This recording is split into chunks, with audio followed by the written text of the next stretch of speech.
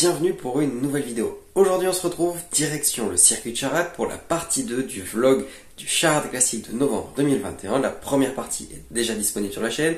Pour les plus assidus d'entre vous, elle était publiée dimanche dernier. Aujourd'hui on attaque la partie 2, principalement des anciennes. La semaine dernière c'était plus des petites citadines sportives, des petites bombinettes traction. Allez c'est parti, action! On continue donc notre tour par le quartier des Porsche. Ici des 992, ici un Cayman, un Boxster et à côté encore une 997.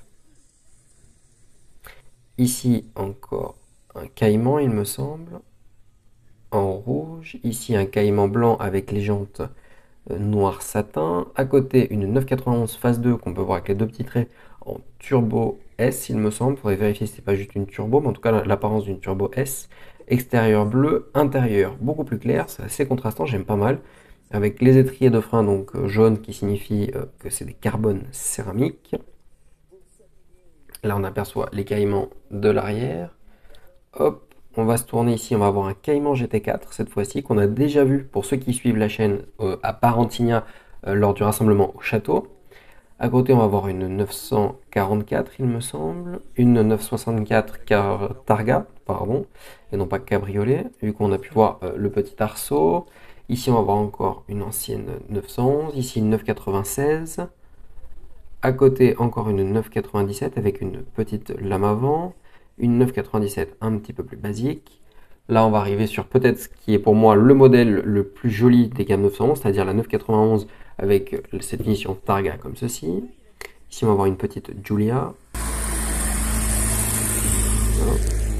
Encore des Porsche, un Speedster, un Spider, pardon. Un Speedster, c'est sur de la 911. Ici, une Targa, donc là, c'est une des toutes premières générations de Targa sur une 911, dans une configuration assez jolie. Ici, on va avoir une 936 avec la petite valise derrière. Voilà.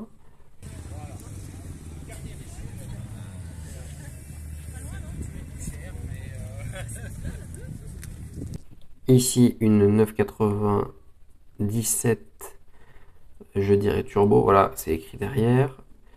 Ici, un Boxster de première génération et une Ferrari California T ou California, va falloir vérifier sur les échappements qui arrivent. Alors, donc c'est une California avec les échappements comme ça sur la plus verticaux qu'horizontaux.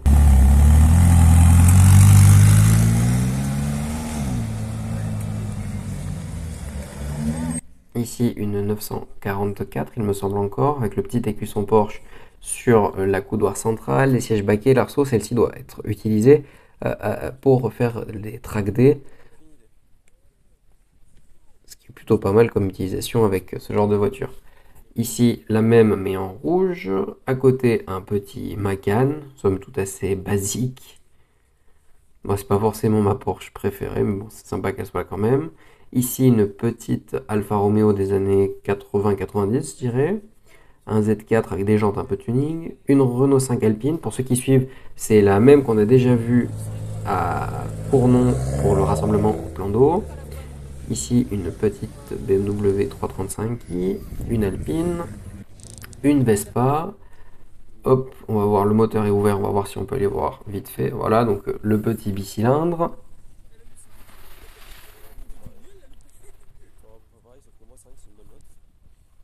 À côté une petite Citroën Ami. Voilà. Hop, avec la calandre hiver il me semble. À côté une Fiat 124 montée à Barthes, donc qu'on peut reconnaître notamment avec le capot noir, les petits insignes à Barthes posés dessus, pardon. On a pu voir d'ailleurs que c'est un design by Pininfarina avec le petit logo en bas. Voilà, on va s'approcher juste ici.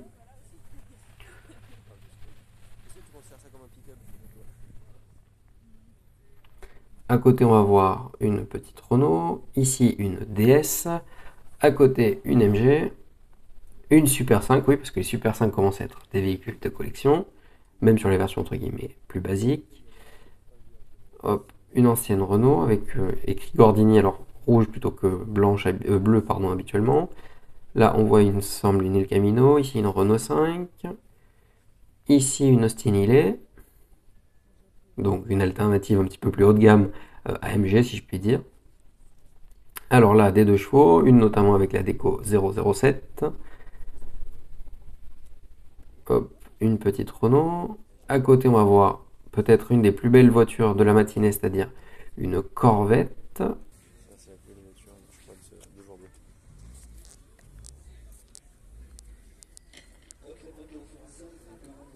Voilà, on va s'approcher de l'intérieur. Vraiment, la ligne de celle-ci est incroyable. On passe maintenant sur une autre américaine, puis on repasse sur une italienne avec une MGB. À côté, une Ford Capri, il me semble. À côté, un petit hot rod pick-up américain. Et à côté, encore un autre hot rod qu'on ira voir après. Donc ici, on peut voir les flancs blancs. On peut apercevoir le moteur sur les côtés du capot. Ici, on voit le moteur encore mieux vu qu'il n'y a pas du tout de capot, juste un radiateur. À côté, une Alpine A110, une AC Cobra, j'imagine une réplique. À côté, une Ferrari mondiale. Ici, donc, toutes des voitures qu'on n'ira pas voir parce que je trouve qu'elles ont un petit peu moins d'importance à mes yeux.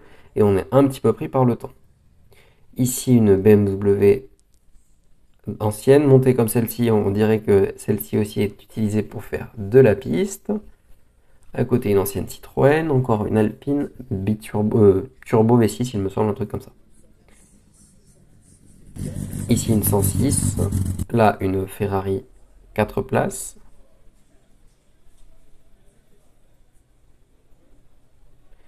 Hop. Donc, nickel pour partir en balade en famille. Et à côté, on peut entreapercevoir une 911 Turbo S en 992. Donc, on va s'approcher comme ça.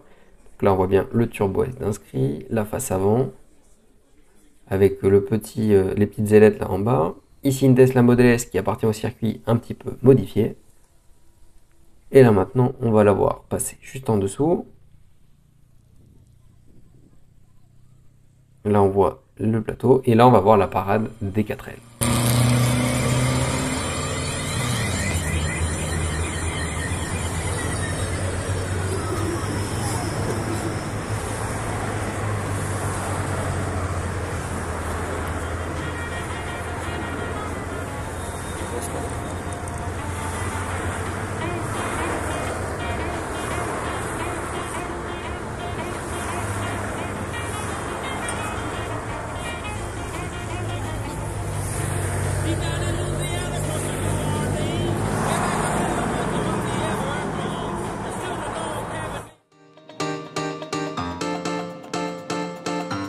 J'espère que cette vidéo vous aura plu. Si c'est le cas, n'hésitez pas à laisser un pouce bleu, à me laisser un commentaire pour me dire ce que vous avez pensé de ce rassemblement. Nous, on se retrouve mercredi pour un short, dimanche prochain pour une vidéo sur un format beaucoup plus long, et sinon, au quotidien, direction Instagram pour suivre des posts.